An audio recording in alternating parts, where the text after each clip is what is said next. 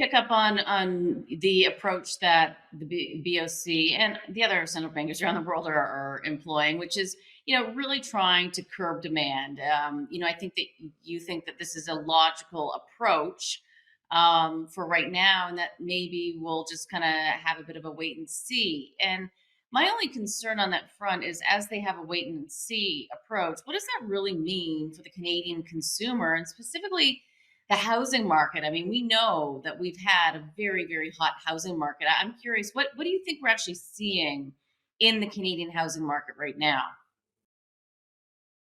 Well, clearly we're seeing a slowdown. I mean, there's a slowdown in demand, sort of buyers pull back a little bit. We started to see a bit of a move down in prices, all very logical given how, yeah, interest rate dependent and we are in Canada, how high the consumer debt levels are. So there is an impact from this, and people have to decide. So I think there's a lot of still pent up demand for services, the reopening, and other things that will keep the economy going. But I think there are edges, and we certainly the stock market and housing were the two of the edges that got most impacted and first impacted by these aggressive rate moves.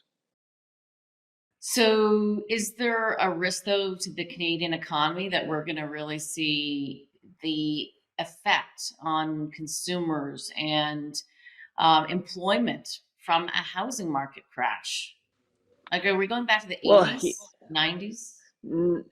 I don't think so in that way, Catherine. In fact, the employment picture is almost opposite to typically what you see at this point in the cycle. I mean, yeah, there's going to be a little bit of scaling back, but jobs are still plentiful out there. When you look at the jobs available here in the U.S., the indicators are still pretty good. So they may cut back a little bit on, and we've seen that in the tech sector and other spots, a little bit on current hiring. But I don't think this employment market is falling apart. You haven't built up the excesses that you typically build up into this point in the cycle that would bring down a severe recession. The cycle has just been too short. It only started in the second quarter, third quarter of 2020. So we're not that deep into it. It's just they had to take the edge off these inflationary pressures a little bit, the shortage of goods, and they had to take sort of the edge off aggregate demand, which just got a little too strong in the short term. And that's what they're doing. So I think we'll moderate into a slowdown, whether technically you call it a recession. I mean, you might say already it is in the US, but because of 2 quarters of negative growth. But on the other side,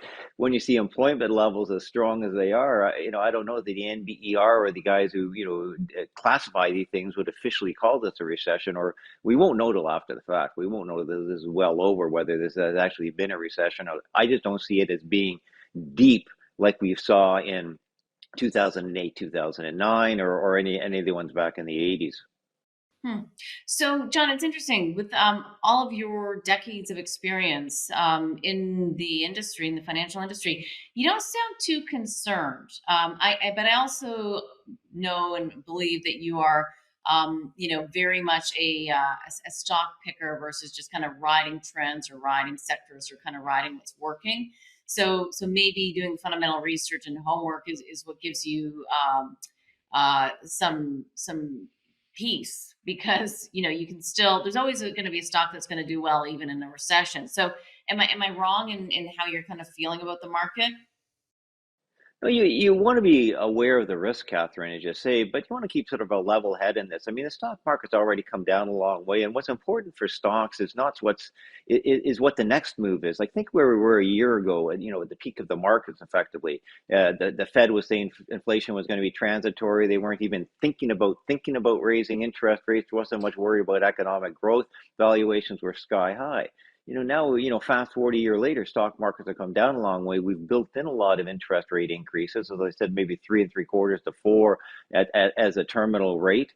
So, you've taken a lot of the edge off of that. I still think earnings estimates have to come down somewhat. So that's a bit of a risk, depending which sectors you're in. But stocks have taken a lot of heat already. So, yeah, we're sort of dusting off a lot of reports, looking at names. I mean, valuations are coming to attractive areas. And I'm looking at consumer sentiment and investor sentiment in particular, Catherine.